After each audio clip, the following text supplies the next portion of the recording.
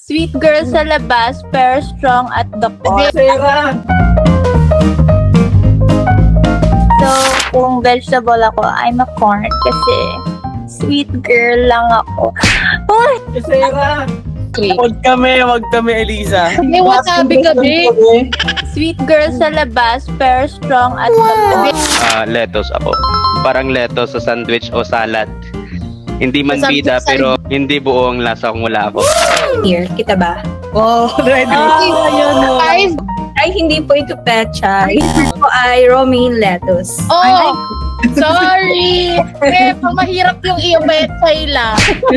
It might look plain and simple but always essential sa salad. Always strive to be reliable in everything I do.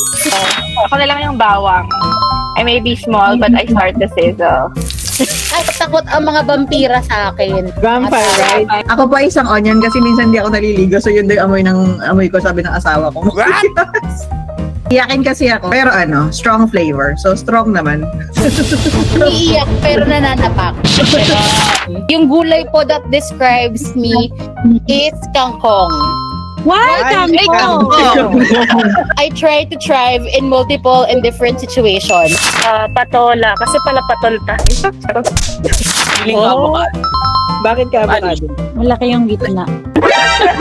Bakit sa ibang tao ang titino nyo? Pag sa akin,